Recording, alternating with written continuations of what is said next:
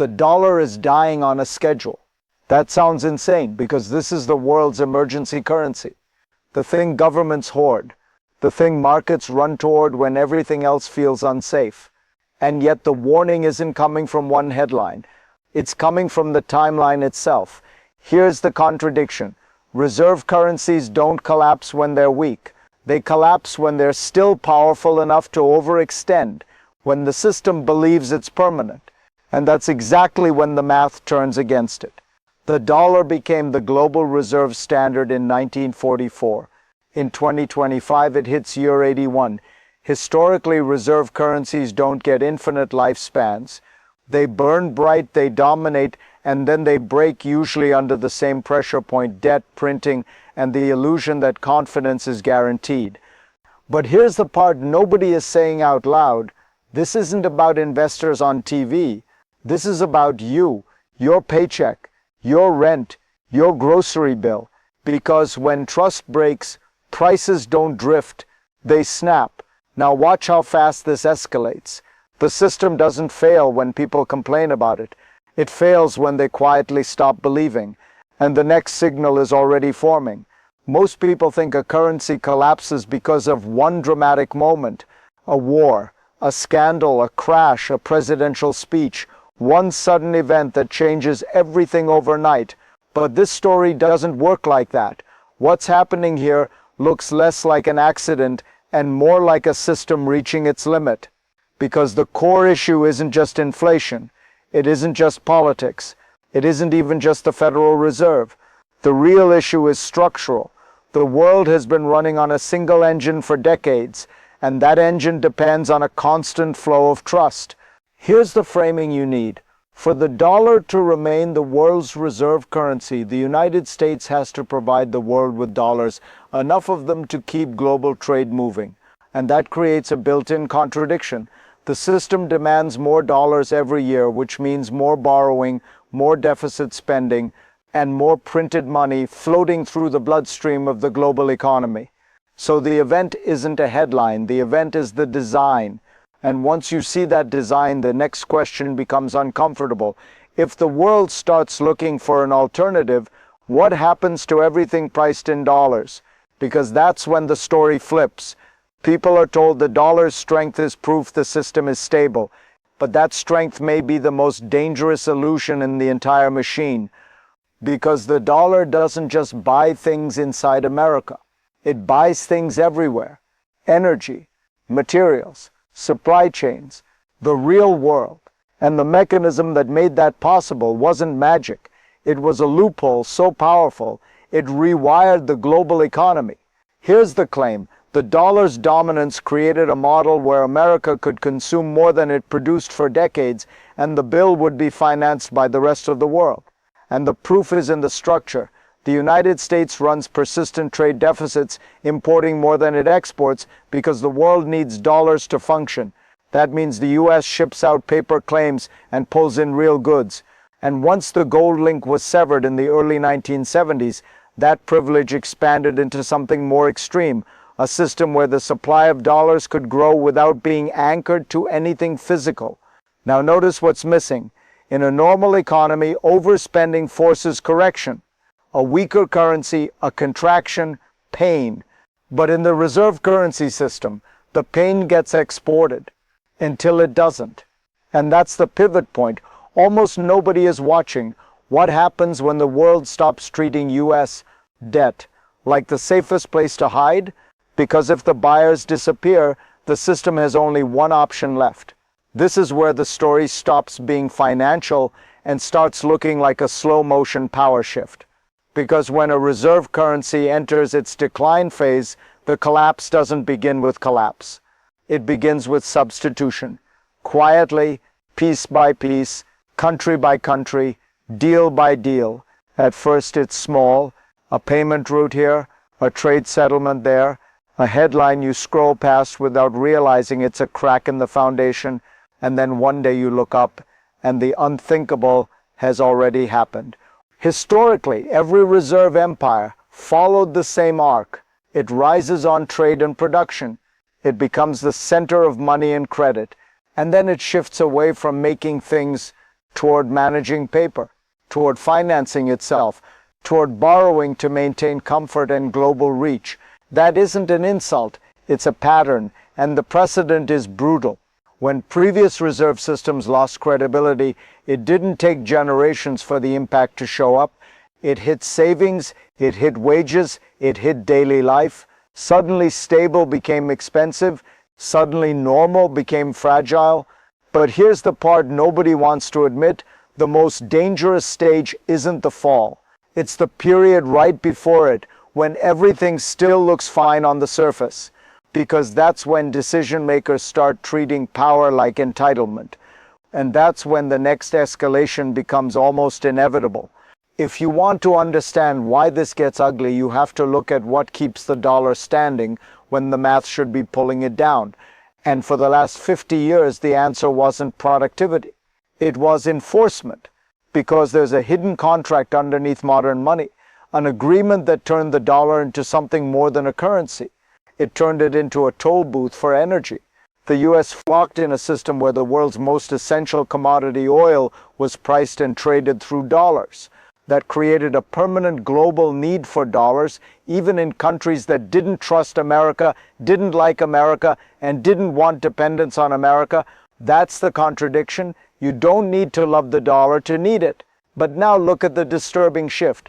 Once energy trade starts slipping away from a single currency, the demand holding that currency up begins to loosen. The foundation isn't broken yet, but it's no longer sealed. And here's the detail that changes everything. When a system depends on forced demand, even tiny defections become contagious. A single deal outside the framework isn't just an alternative option. It's a signal to everyone else that the gate can be bypassed.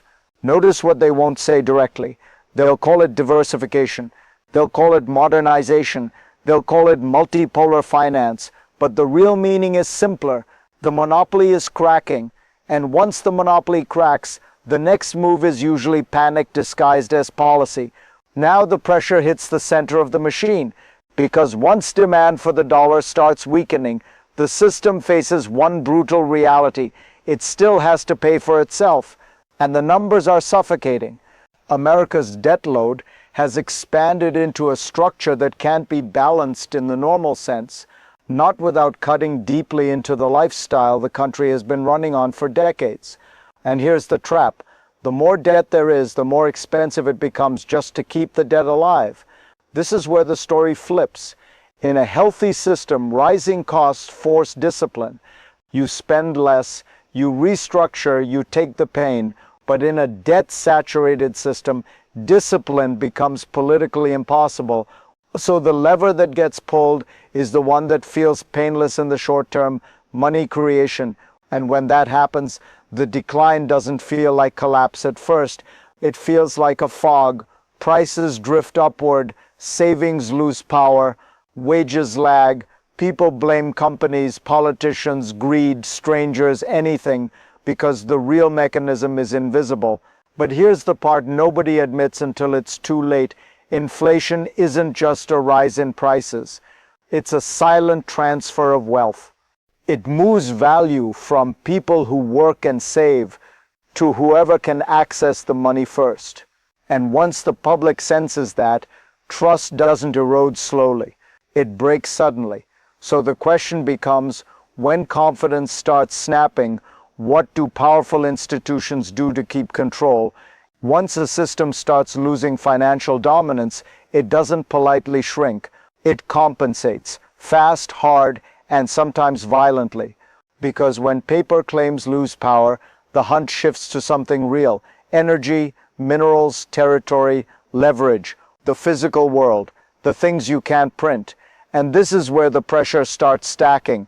One, global rivals don't need to defeat the dollar. They just need to build roots around it. Alternative payment systems, local currency trade, resource-backed settlement, each one is small, but together they form an exit ramp. Two, central banks quietly reweight their defenses, not in headlines, in vaults, in reserves, in assets that don't depend on any single government's promise. Three, The public is trapped in the middle of it because when the cost of living rises, people don't experience it as macro shifts. They experience it as stress, as shorter tempers, as panic spending, as zero margin for error. And now the timeline compresses. The system doesn't have infinite time to adjust. Every month of higher costs, every percentage point shift in confidence, every political fight over spending and debt tightens the spiral. What happens if this continues? What happens when the world wants fewer dollars, but America still needs more buyers? Because the next stage isn't just economic, it's behavioral. And that's when the consequences stop being numbers on a screen and start hitting your life directly. Now bring it back to your world, because this isn't happening in a vacuum. It shows up in the most ordinary places where you can't argue with it and you can't escape it. You feel it when rent jumps and nobody can explain why it jumped that fast. You feel it when groceries look the same but cost more every week. You feel it when a good job still doesn't create breathing room. And you feel it when saving money starts to feel pointless because the money keeps shrinking even when you don't spend it. That's the human impact of a reserve system under stress. It forces normal people to live inside uncertainty. And here's the cruel part. Most people don't get a warning label. They get the damage first and the explanation later. By the time the headlines admit what's happening, the new prices are already locked in. The new standard of living has already shifted downward. But here's the part nobody wants you to connect. When money loses trust, society doesn't just get poorer. It gets sharper, angrier, more divided, more desperate. Because once people feel like the rules no longer protect them, they stop playing fair. If this feels familiar, say so in the comments. And now the bigger question, if millions of people feel the same pressure at the same time, what does that do to the stability of the entire system? Here's the smarter layer, the one that mainstream coverage almost never touches. This isn't just a currency story, it's an incentive story. A reserve currency doesn't survive because it's good. It survives because enough powerful players are rewarded for keeping the faith. Banks profit from the flow. Governments build policies around it. Markets price risk around it. Entire careers exist because the system stays stable. And that's why the mechanism is so hard to stop. The moment you try to fix it, you trigger pain. Spending cuts, recessions, defaults, political collapse. So instead, leaders buy time.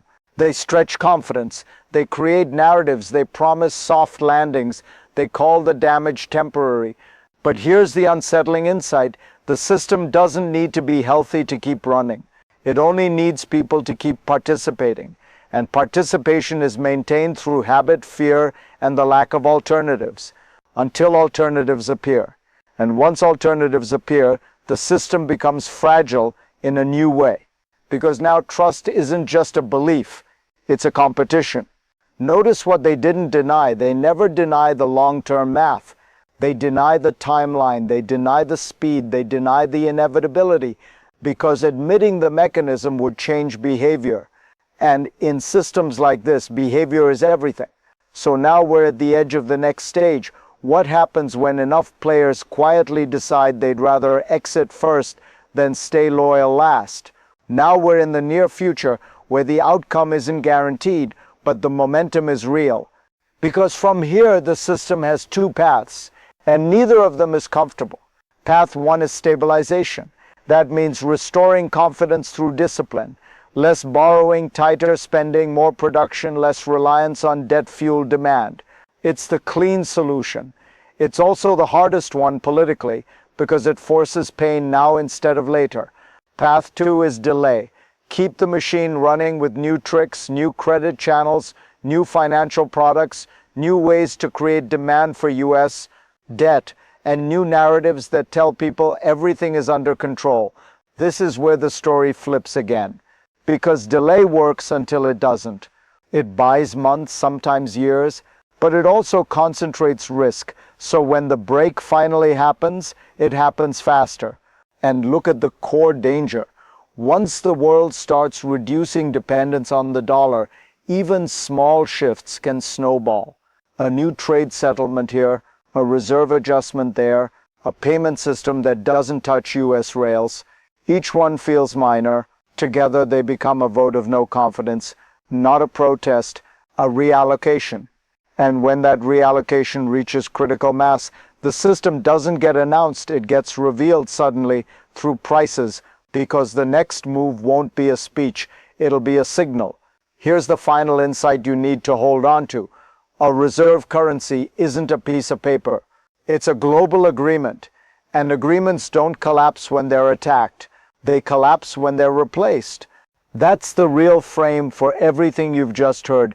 The dollar doesn't have to die for your life to change. It only has to lose the automatic trust that made it frictionless. The moment the world starts treating it like one option instead of the option, the entire system begins to reprice silently, relentlessly. This story isn't about the end of America, it's about the end of certainty. Because when money becomes unstable, everything attached to money becomes unstable too. Housing, wages, politics, safety, even how people treat each other.